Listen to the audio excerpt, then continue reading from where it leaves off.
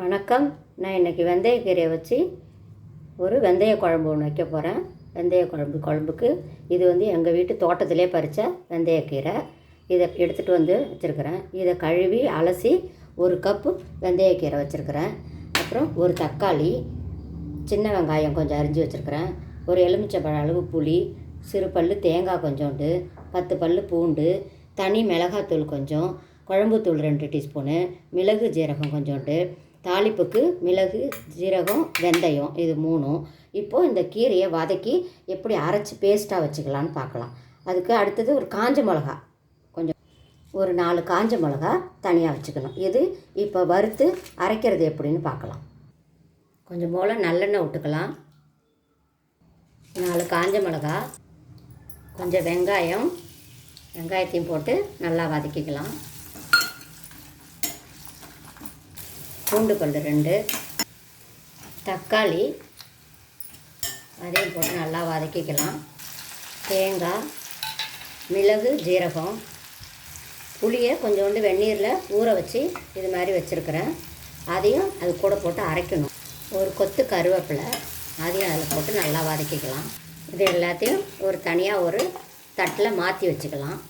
இதை அரைக்கணும். இப்போது அதே வாணலில் கொஞ்சமாக எண்ணெய் விட்டு இந்த வெந்தயக்கீரையை போட்டு நல்லா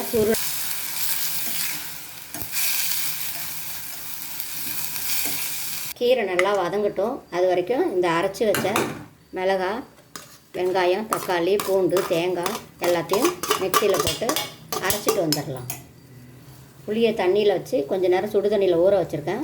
அதையும் இது கூடயே போட்டு அரைச்சிட்டு வந்துடலாம். மிக்சியில் போய் அரைச்ச விழுது இதை எடுத்துகிட்டு வந்திருக்கிறேன். இதை தனியாக ஒரு தட்டில் வச்சுக்கலாம். கீரை நல்லா நல்லெண்ணெயில் வதங்கிடுச்சு. இப்போது இதை எடுத்து இந்த தட்டில் வச்சுக்கலாம். இப்போது வாணலில் கொஞ்சம் போல் எண்ணெய் விட்டு குழம்பு எப்படி தாளிக்கலான்னு பார்க்கலாம். இப்போது தாளிப்புக்கு கடுகு, வெந்தயம், ஜீரகம் போட்டு அதை நல்லா வதக்கிக்கலாம். வெங்காயம் கொஞ்சமாக போட்டுக்கலாம். ஏன்னா வெங்காயத்தை நம்ம முதல்ல அரைச்சிருக்கிறோம். அதனால் கொஞ்சமாக தாளிப்புக்கு போட்டு, தக்காளியும் கொஞ்சமாக போட்டுக்கலாம். கொஞ்சம் மஞ்சத்தூள், தனி மிளகாத்தூள் 1 டீஸ்பூன், குழம்புத்தூள் 1 டீஸ்பூன், பிடிச்சது கொஞ்சம் போல் தண்ணி விட்டு அதை அந்த மசாலாவை நல்லா கலக்கிக்கலாம். தேவையான அளவு உப்பு. இப்போது இந்த அரைச்சி எடுத்துகிட்டு வந்த பேஸ்ட்டை இதில் போட்டுக்கலாம்.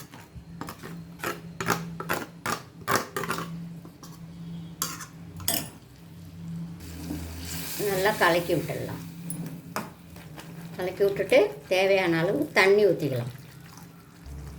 கொஞ்ச நேரம் மூடி வச்சிடலாம். இப்போது நல்லா குழம்பு கொதிக்குது. இந்த நேரம் நம்ம இந்த வெந்தயக்கீரையை அதில் போட்டுடலாம். போட்டு நல்லா கலரி விட்டுடலாம். அவ்வளோதான், வெந்தயக்கீரை குழம்பு ரெடி. இப்போ இதை வேறு பாத்திரத்துக்கு மாற்றி வச்சுக்கலாம்.